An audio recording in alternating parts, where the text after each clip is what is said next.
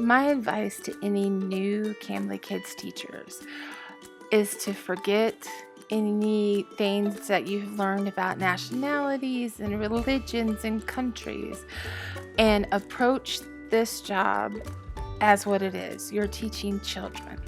Just try to bring it back to the basics and remember that kids, regardless of where they are in the world, are still just kids. And all kids love to have fun. So just try to have a little fun with them.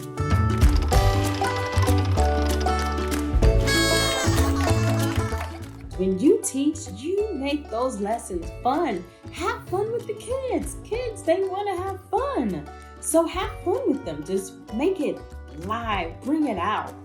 If you do that, if you bring your game, your enthusiasm, your excitement to every classroom, you know what will happen? You will never get bored. And your student will never get bored.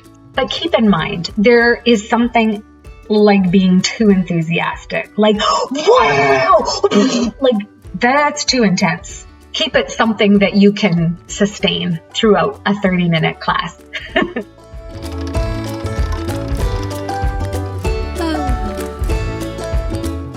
Sometimes students come in and he gets bored, coming back from a long day of school. You might get children that are kind of acting up, or you might get children that are just shy.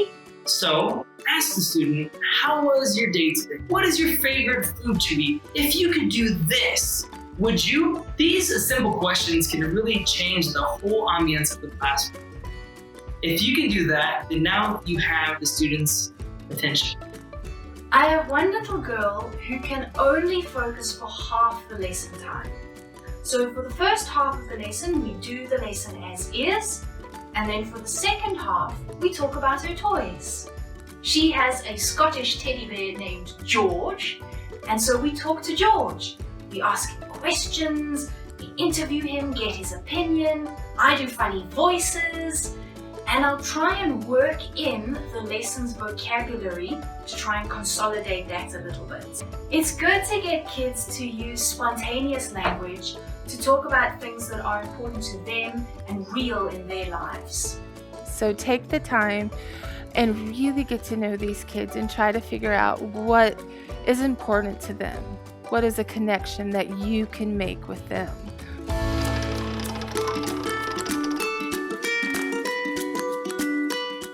If by any reason you have to cancel, always make sure you communicate with the parents as opposed to just not being there or doing a no-show. Communicating with them, that's what's going to build a good rapport between you and the parents.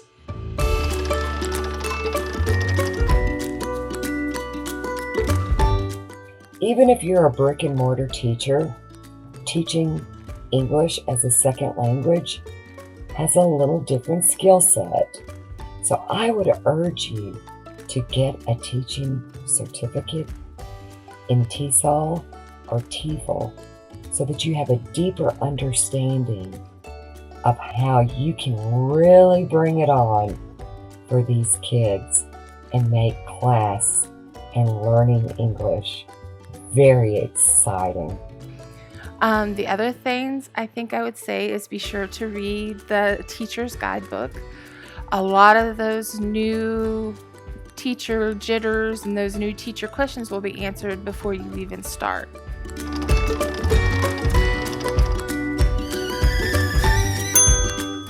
If you go into a classroom with no smile at all, they might be scared.